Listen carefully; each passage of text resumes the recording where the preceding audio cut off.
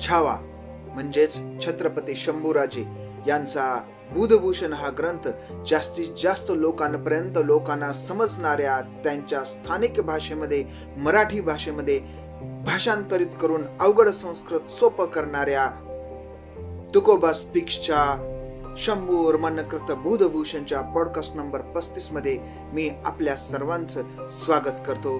जय शिवराय. तर आपला जो आजचा भाग सुरू आहे हा बुधभूषणच्या पहिल्या अध्यायातील अन्योक्ती कलशामधील कोकिलस्य म्हणजे कोकिळ, या कोकिळ या पक्षाला उद्देशून किंवा त्याला केंद्रस्थानी ठेवून महाराजांचे जे श्लोक आहेत ते श्लोक आपण यामध्ये घेतलेले आहेत. आजचे जे 2 श्लोक आहेत हे श्लोक क्रमांक 102 आणि 103 आपण घेणार आहोत. तर पहिल्या श्लोकामध्ये कोकिलस्यमध्ये महाराज काय लिहितात? रे रे कोकिल मा भज मौनम किंची दुदरीय पंचमरागम नो चत्वामिह को जानिते काग कदंब कपिहिते चूते. तर महाराज लिहितात की रे रे कोकिला, रे कोकिळा, मा भज मौनम, उग शांत बसू नको, मौन राहू नको. का? कारण तुझ्यामध्ये जी कला आहे, कशाची कला आहे? पंचमराग गाण्याची. किंच दुदरीय पंचमरागम. तुझा जो पंचमराग गाण्याची ही जी तुझी कला आहे ती कला तुझी बाहेर येऊ दे आणि तू त्या पंचमरागामध्ये गा, सुंदर गा. जेव्हा तू या पंचमरागामध्ये गाशील, तुझं मौन सोडून देशील, तेव्हा काय होईल?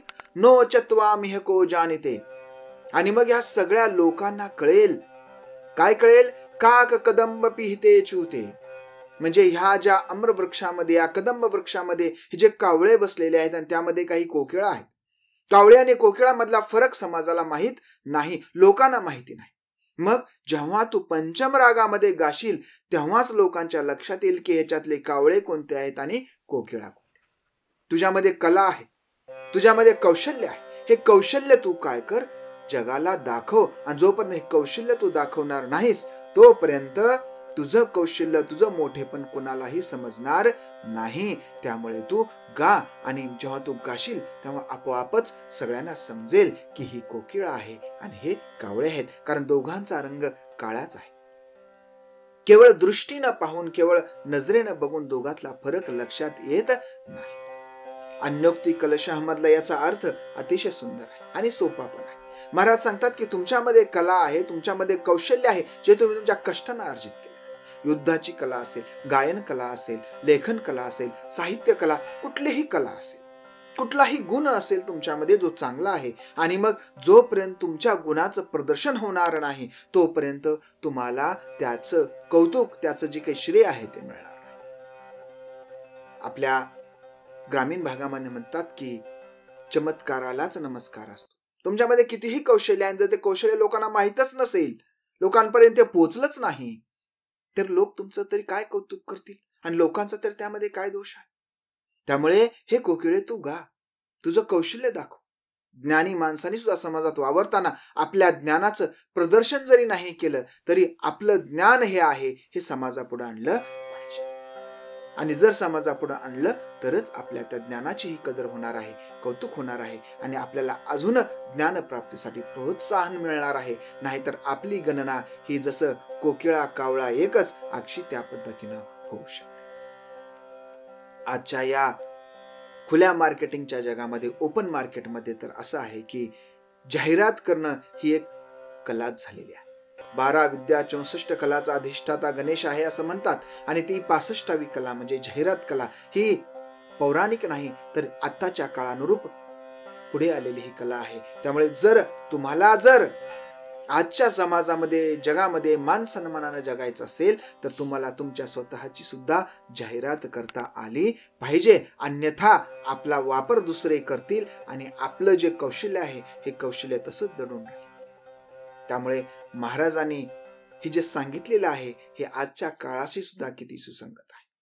तुमच्यामधली कला केवळ आहे म्हणून शांत बसून चालणार नाही, तर तिचं प्रदर्शन झालं पाहिजे. ज्या पद्धतीनं जोपर्यंत कोकिळा पंचमराग गाणार नाही तोपर्यंत ही कोकिळा हे कुणाला समजणार नाही. अगदी तशाच पद्धतीनं तुमचं ज्ञान, तुमच्यातलं कौशल्य जोपर्यंत समाजाच्या पुढे येणार नाही तोपर्यंत समाजाकडून तुम्हाला स्वीकारलं जाणार नाही. आज ह्या समाजापुढे आपली कला कौशल्य आणण्याचे अनेक प्लॅटफॉर्म आहेत. सोशल मीडियाची क्रांती असेल, युट्यूब आहे, वेगवेगळे फेसबुक आहे, इन्स्टा, या सगळ्यांच्या माध्यमातून आज आपण पाहतो की ग्रामीण भागातले, खेड्यापाड्यातले दुर्लक्षित लोक सुद्धा आज त्यांच्या कलेच्या माध्यमातून समाजापुढे आलेले आहेत, प्रसिद्धी पावलेले आहेत. आज अगदी त्यांना रील स्टार, यूट्यूब स्टार म्हणून सुद्धा सगळीकडे संबोधलं गेलेलं आहे.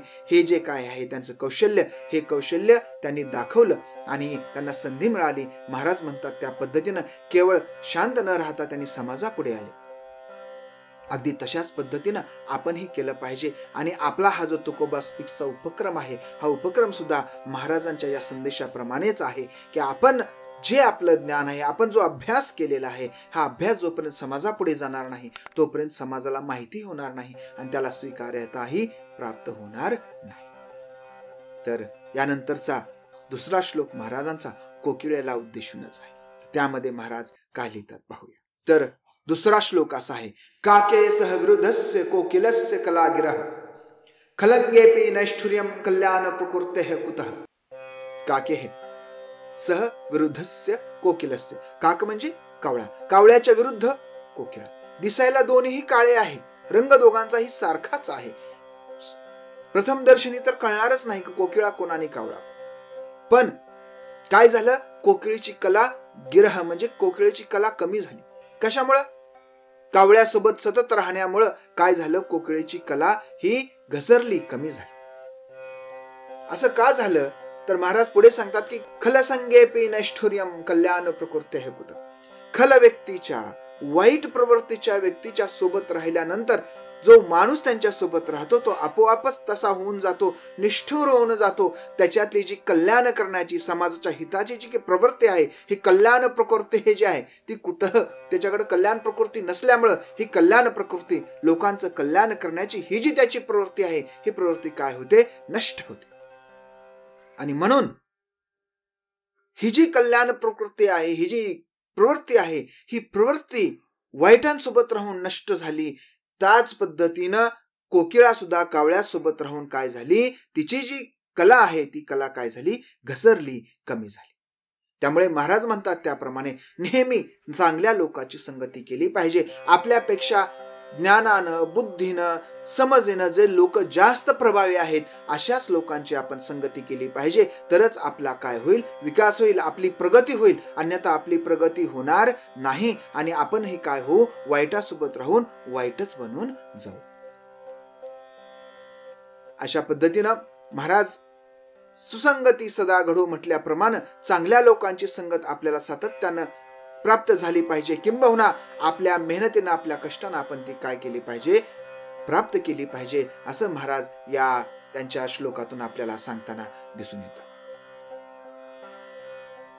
कावळा आणि कोकिळ दोघेही विरुद्ध आहेत, पण सोबत राहिल्यामुळे कोकिळेचं काय झालं, त्याची जी कला आहे ती कला काय झाली, कमी झाली. त्यामुळे आपल्याला जर प्रगती करायची असेल तर आपण आपल्यापेक्षा जी माणसं जास्त प्रगत आहेत, जास्त ज्ञानी आहेत, अशा माणसाचा संग आपण केला पाहिजे.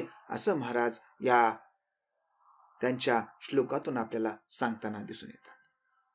तर पुढच्या अथ कोकिलस्यचे 2 श्लोक घेऊन पुढच्या बुधवारी पुन्हा भेटूया. आपला हा जो महाराजांचा, शंभू महाराजांचा बुधभूषण जास्तीत जास्त लोकांपर्यंत पोहोचवण्याचा उपक्रम आहे, ह्या उपक्रमाला साथ करा. आपले साहित्य, शंभू राजांचे साहित्य जास्तीत जास्त लोकांपर्यंत पोहोचवा. लाईक, फॉलो, शेअर करा. थांबूया, भेटूया पुढच्या बुधवारी. तोपर्यंत जय शहाजी, जय जिजाऊ, जय शिवराय, रामकृष्ण हरी.